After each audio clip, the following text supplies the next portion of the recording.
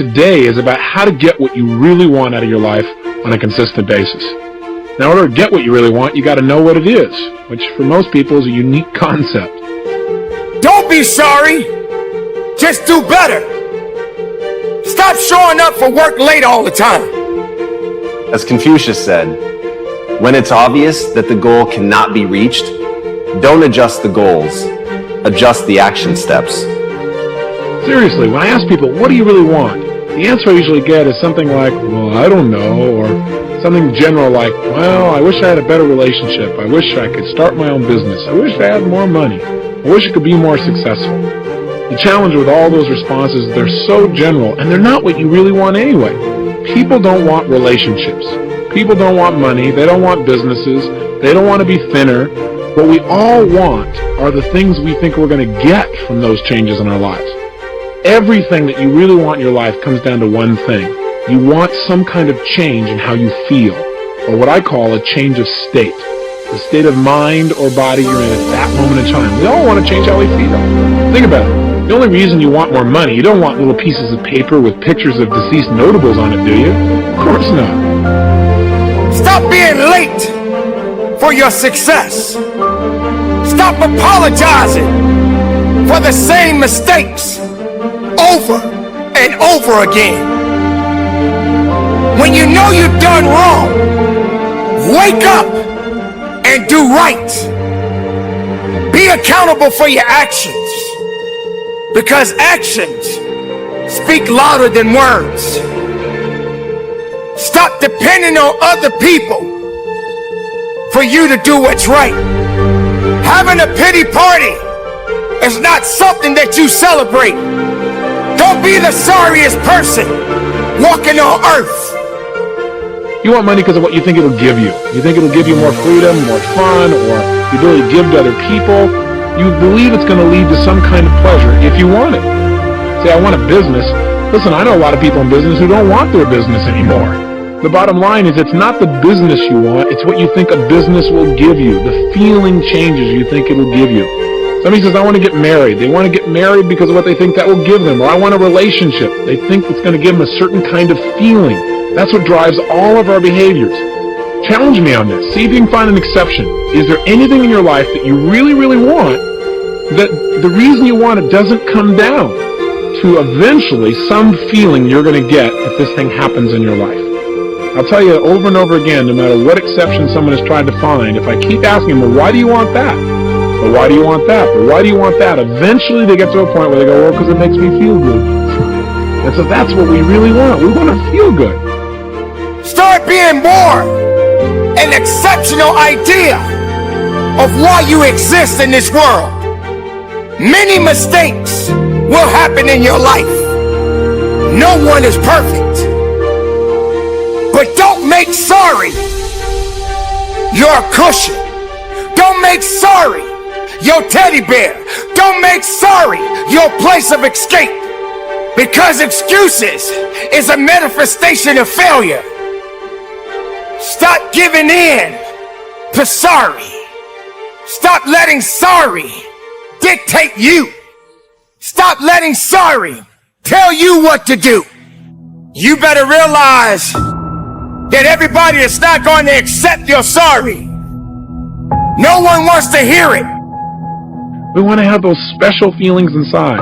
In other words, we just want to be able to manage our emotions, manage our states, and create what we really want emotionally in our lives. Everything we do, we've already said, is to create pleasure, that's an emotion, and to avoid pain, that's an emotion too.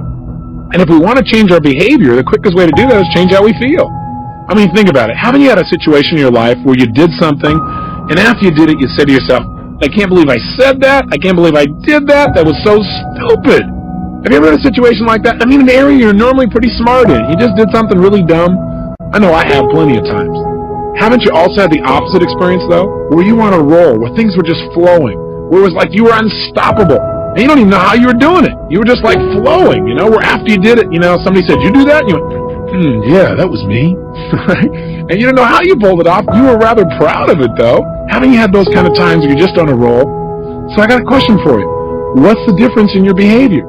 Why is it in one situation you perform brilliantly, in another situation you perform, how should we say, brutally? One idea can turn your life around. Deciding that you're going to focus to develop your skills. The guy was the new owner of a baseball team that was in the basement of the league when he took it over. He went to the pitcher and he said, "What is your best throw?" He said, "Well, I got a good curveball and I've got a good fastball." And he went on talking about his different throws. He said, "But tell me this, what is your best throw?" He thought for a moment. He said, "I've got a good fastball." He said, "That's all I want you to work on. Nothing else. Just develop your fastball." The next year, they went to the World Series. Most people don't know where their fastball is. Most people go through life never discovering what their talents are. Most people never develop their talents. They have skills and abilities, but if you don't nurture them, if you don't develop them, they will never serve you. Your gifts can take you many places if you develop your gifts. Most of us don't like to do those things that come easy to us. That may be the single best piece of advice you're ever going to get.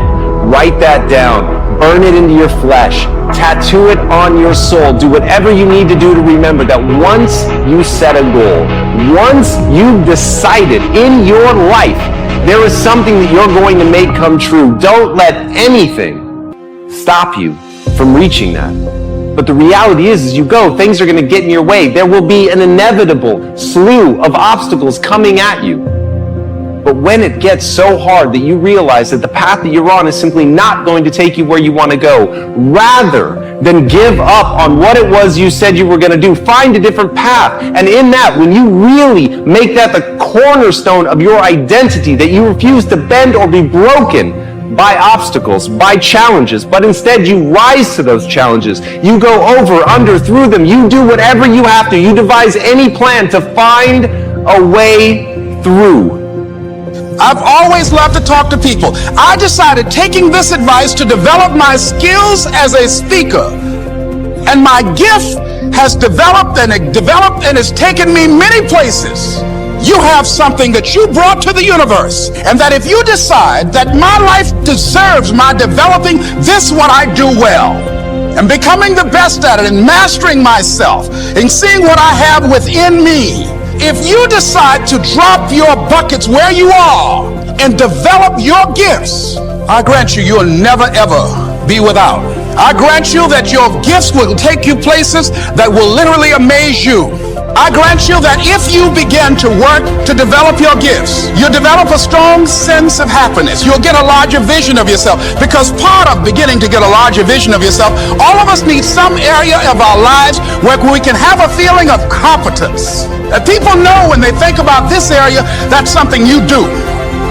Then your life will change. Once that becomes your reaction, to not change that thing that meant so much to you, that you dedicated your life to making it come true, that you don't change that, but rather you find another way. You tap into your creativity. You find somebody that can help you. You do whatever it takes to get on the other side of that. You do whatever it takes to build that life that you want to see.